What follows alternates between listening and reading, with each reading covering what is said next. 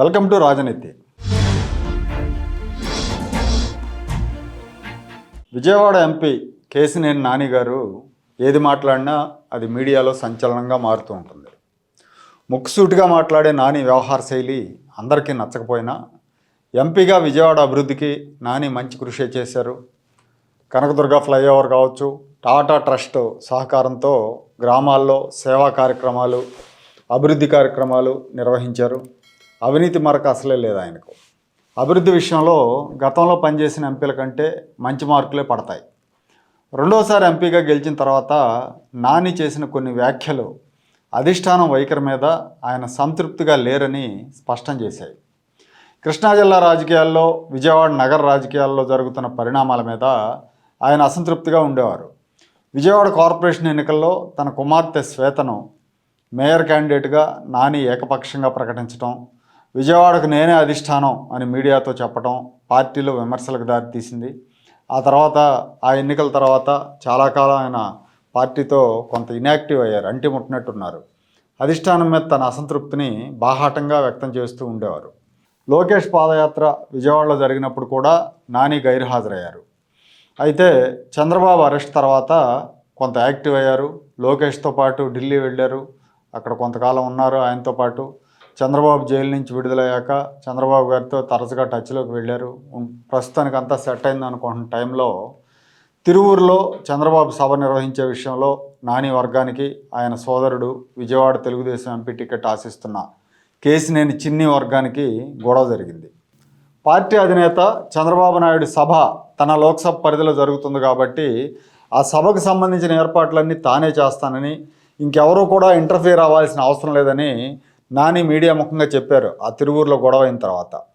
అయితే ఇవాళ తన ఫేస్బుక్ అకౌంట్లో తిరువూరు సభకు పార్టీ అధినేత చంద్రబాబు వేరే వాళ్ళని ఇన్ఛార్జిగా నియమించారని, ఆ విషయంలో తనను కలగజేసుకోవద్దని కబురు పంపారని నాని పేర్కొన్నారు.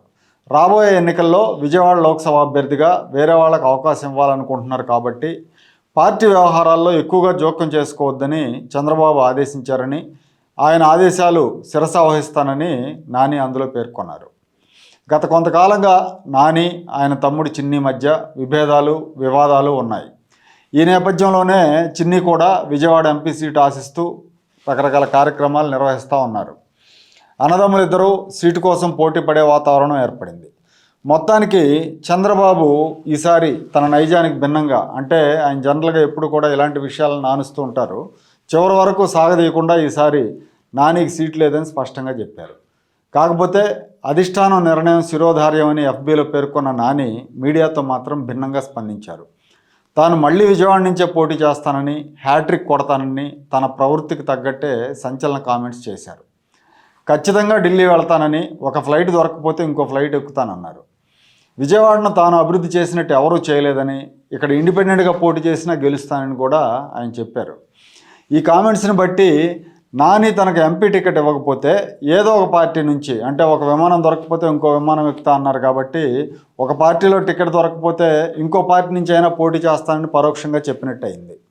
వైఎస్ఆర్ కాంగ్రెస్ పార్టీకి విజయవాడ పార్లమెంటుకి సరైన అభ్యర్థి లేడు కాబట్టి నానిని వైసీపీ ఆహ్వానించవచ్చన్న ప్రచారం కూడా నడుస్తూ ఉంది. ఇవాళ మీడియాతో మాట్లాడిన మాటలను పరిగణలోకి తీసుకుంటే నాని అసంతృప్తిగా ఉన్నారని అర్థమవుతుంది. ఆయన ఏదో ఒక విధంగా విజయవాడ బరిలో ఉంటారని కూడా అర్థమవుతుంది. తెలుగుదేశం పార్టీ వైపు నుంచి చిన్నీని బరిలోకి దింపితే నాని వ్యతిరేకించే అవకాశం ఉంది. ఒకవేళ టీడీపీ, బీజేపీ మధ్య పొత్తు కుదిరితే ఈ స్థానం నుంచి కేంద్ర మాజీ మంత్రి సుజనా చౌదరి గారు బరిలోకి దిగే అవకాశం కూడా ఉండొచ్చు. సుజనా చౌదరి స్వస్థలం విజయవాడ లోక్సభ పరిధిలోకి వస్తుంది కాబట్టి ఆయన అక్కడి నుంచి పోటీకి సిద్ధపడే అవకాశం కూడా ఉండొచ్చు. అదే జరిగితే నాని, చిన్నీల మధ్య గొడవ పరిష్కారానికి ఇది మధ్య మార్గం అవుతుందని కొందరు అభిప్రాయపడుతున్నారు.